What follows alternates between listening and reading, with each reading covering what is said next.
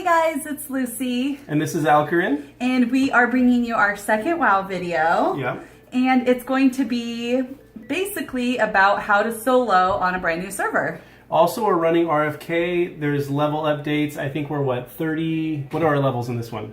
I think we're about 30. 30? Yeah, 30. 30, yeah. Yeah, we're about level 30. We have some updated gear we'll show you in the future. Yes. We're being run through by my hunter, which we're going to talk about in a little bit. So I started out on this server with a hunter with the intent to run our ults through all the dungeons. We got Lucy has Serpent Gloves from WC. She's got a Seer's Belt, which is just a BOE drop, I think. Web Pants, Spellbinder, those are all basic items. She's got the Seal of Sylvanas from SFK run. She's got a Lesser Magic Wand, Crescent Staff, Crystal Cuffs from RFC, and Robes of Erigul from SFK, and then the Feline Mantle from SFK. Yeah, and then we're going to go over what the Druid has as well. I'm having the Druid follow behind me, and I'm looting while his Hunter is doing all the killing. So I've got the Hallowed Helm from the Halloween event. It's nothing special. Serpent Shoulders from WC. Glowing Lizard Scale Cloak from WC. I got Dry Moss Tunic. That's a quest reward.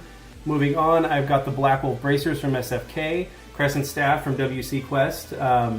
I've got the Gloves of the Fang. That's a regular BOE drop. Deviant Scale Belt. Crafted Auction House Silk Deviant Leggings. Embossed Leathered Boots.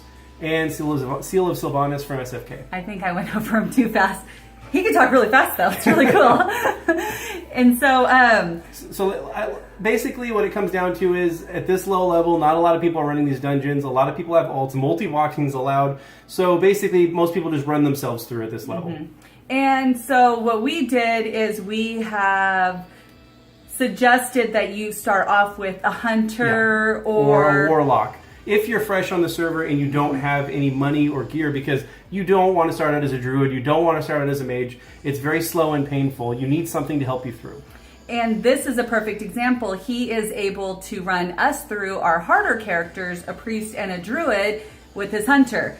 And this is something you can do yourself. So he got the hunter through, soloed the whole thing. Didn't do a single instance. I think I got to level 70 on this server. It's a little bit boosted. I'm not going to give away the rates. Again, nobody's figured out what private server we're playing on. Mm-hmm. Nobody's even left a comment. So we're going to slowly release information, and hopefully somebody at least guesses or gets it right. Hopefully. So basically, I still don't even know what one we're on. I'm just kidding. So basically, yeah. So I think I got to level 70 in like 2 play days and just under 2 play days, like 2 play days and 20 hours. I know that sounds really fast, but also the experience is a little bit boosted on the server. Absolutely. So the best part about the hunter is you can have crap gear and you can solo everything. You don't need anything you find that's actually good. Just sell it in the auction house and just use quest rewards or go naked. All you really need is a good bow, arrows on this version of WoW, and as we get further, you'll figure out which version we're on. And arrows, and that's it. You don't really, and maybe bags. You need to get bags in the beginning. Yes, which if you go and you check some of the vendors, they'll actually have really good, well-priced BOE greens. Yes, and they are very well-priced. And so we ended up doing that, which was really good. And we're going to be talking about money-making skills. Money-making skills. So in the beginning, you don't want to pick the skills you want to pick are things that allow you to continue to level and get money at the same time, and don't detract from it. Skinning, you're going to be killing beasts and stuff along the way just for quests, so you might as well just grab skinning, skin them, and sell the leather in the auction house. It's just a straight up win. It doesn't detract from the leveling process. Especially if you're a hunter, you can send your pet in for the next kill while you're skinning, so you're actually moving ahead just as fast as somebody else that's playing a different class, plus the hunter is already faster. Right. And then the other thing is, if you are going to detract from the leveling process to make money, make a lot of money. Yes. So pick up fishing. I know it sucks, but you only need like 50 or 60. I mean, 85 is the absolute max you need to fish in the deviant pools. But you can probably do it as low as 50 with lures.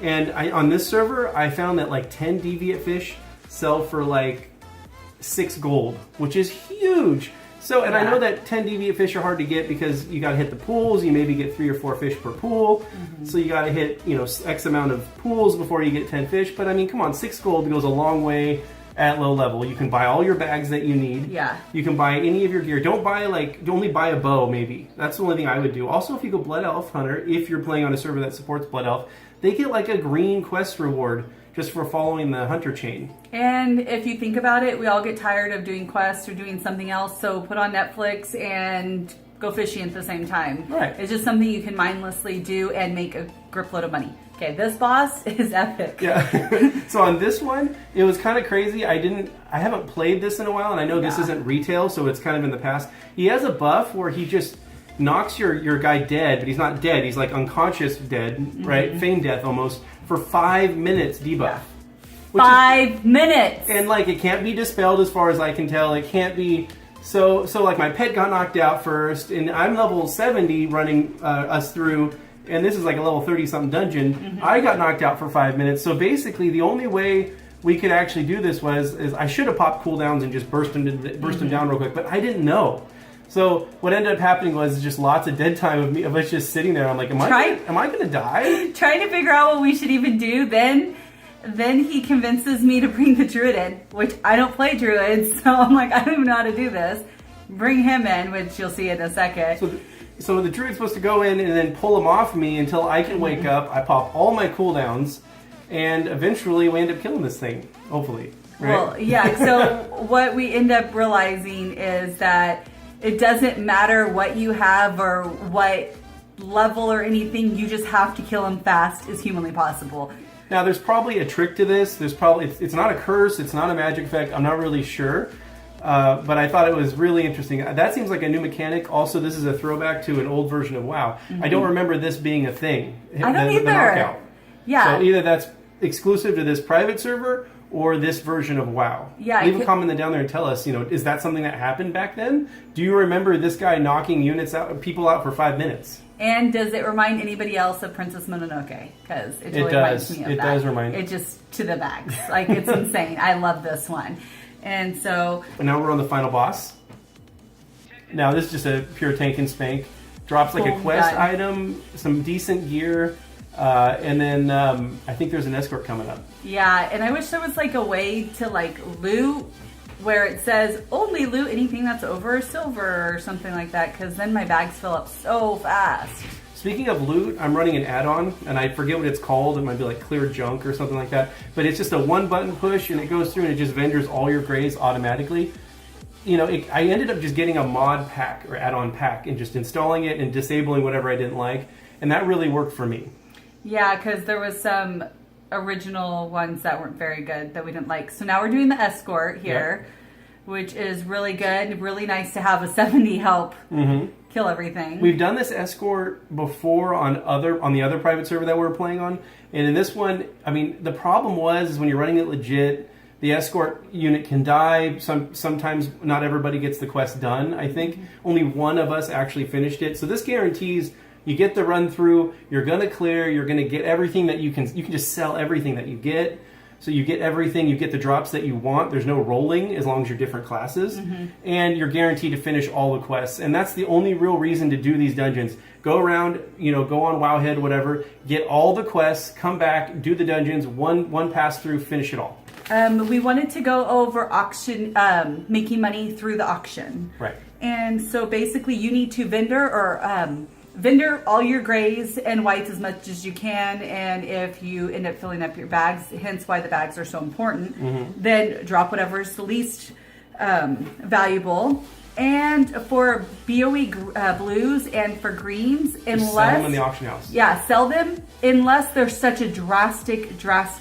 Unless you're a hunter and it's a bow and you're using a white, equip the blue and like try to get some value. If it can last you 10, 20 levels, great, it's worth it. If it's not, if it's just a slight upgrade, sell it in the auction house. You're going to need the money. It's not worth waiting. Just to keep it for a short time, you got to really think about the value you're getting out of it versus the gold will last forever. And now the only exception to this rule is if you've already have level 70s and you're making like a level 19 twink and you're going for those particular items, then I think it's worth it. Yeah, exactly.